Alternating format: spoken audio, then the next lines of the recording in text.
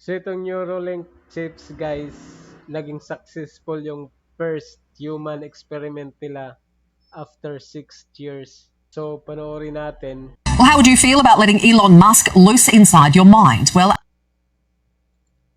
Ayan si Elon Musk, innovative talaga si Elon Musk.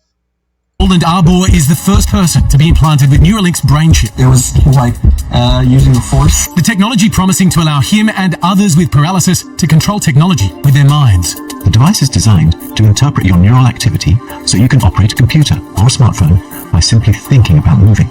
In less than 2 hours, 64 threads.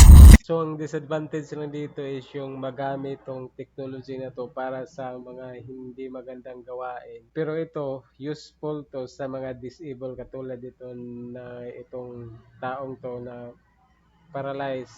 Thinner than a human hair, containing over 1,000 electrodes, are attached to a patient's brain, transforming a person's thoughts into actions. Nolan now able to operate an iPad, play chess, even dominate at Mario Kart. So yan, nakapaglaro na siya. Napag-operate ng iPad laptop.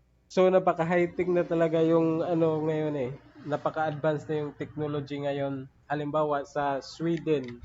So I think mga 40% or if I'm not mistaken, nasa mga gano'n ng mga tao na gumagamit ng microchip sa Sweden, yung lahat ng information nila naka-store na sa microchip at lahat ng ID nila andun na rin. Yung debit card or credit card nila naka-install na doon sa microchips at kung magbabayad sila sa grocery, i-swipe lang yung ano nila, kamay. So napaka-high-tech, like for example sa trabaho din, kung papasok sila, ang ginawa nila is yung microchips na doon na yung mga ID nila or doon sila mag-log in, log out.